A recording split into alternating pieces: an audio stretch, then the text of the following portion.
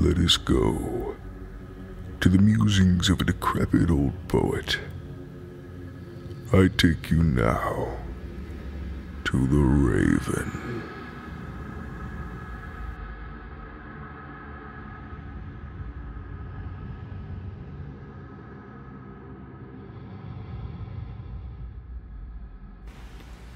Once upon a midnight dreary, while I pondered, weak and weary, over many a quaint and curious volume of forgotten lore, while I nodded, nearly napping, suddenly there came a tapping, as of someone gently rapping at my chamber door. "'Tis some visitor," I muttered, tapping at my chamber door. Only this, and nothing more. I remember, it was in the bleak December, when each separate dying ember wrought its ghost upon the floor. Eagerly I wished the morrow. Vainly I had sought to borrow from my books surcease of sorrow, sorrow for the lost Lenore, for the rare and radiant maiden whom the angels named Lenore, nameless here forevermore. And the silken, sad, uncertain rustling of each purple curtain thrilled me, filled me with fantastic terrors never felt before, so that now, to still the beating of my heart, I stood repeating, "'Tis some visitor entreating entrance at my chamber door. Some late visitor entreating entrance at my chamber door. This it is, and nothing more." Presently my soul grew stronger, hesitating, then no longer.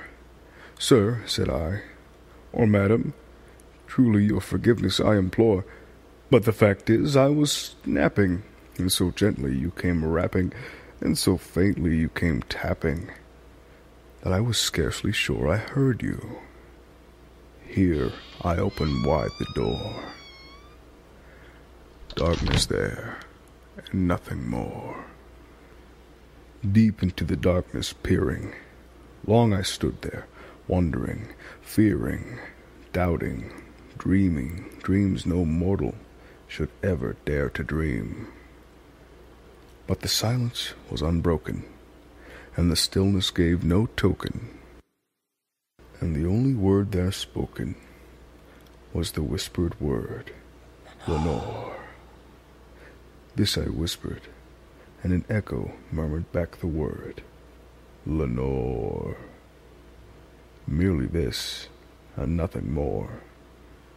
Back into the chamber turning, all my soul within me burning. Soon, again, I heard a tapping, something louder than before. "Surely," said I, "surely, that is something at my window lattice. Let me see, then, what there it is, and the mystery explore. Let my heart be still a moment, and this mystery explore. 'Tis the wind, and nothing more." Open here I flung the shutter, when, with many a flirt and flutter, in there stepped a stately raven, of the saintly days of yore. Not the least obeisance made he, not a minute stopped or stayed he, but with mine of lord or lady, perched above my chamber door, perched upon the bust of Pallas, just above my chamber door, perched and sat, and nothing more. Then this ebony bird, beguiling my sad fancy into smiling, by the grave and stern decorum of the countenance it wore. "Though thy crest be shorn and shaven, thou," said I, "art sure no craven, ghastly, grim, and ancient raven, wandering from the nightly shore. Tell me what thy lordly name is on the night's Plutonian shore."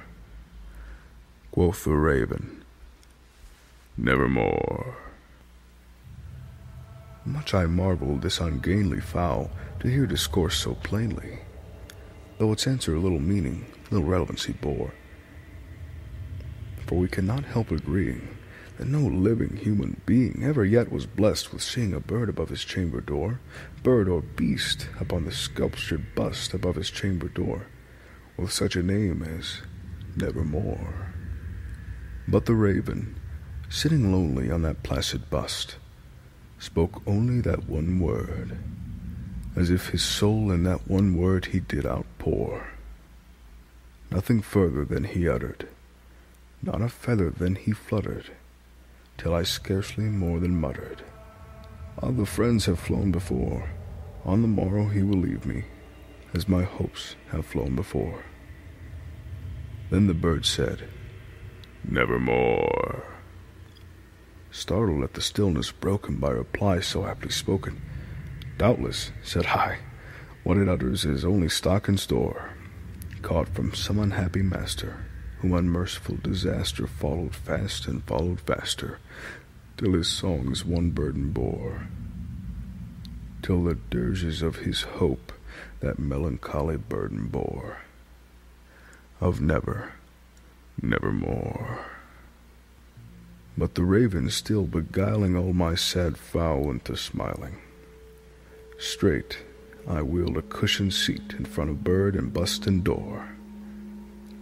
Then upon the velvet sinking, I betook myself to thinking, fancy unto fancy, thinking what this ominous bird of yore, what this grim, ungainly, ghastly, gaunt, and ominous bird of yore meant in croaking, "Nevermore."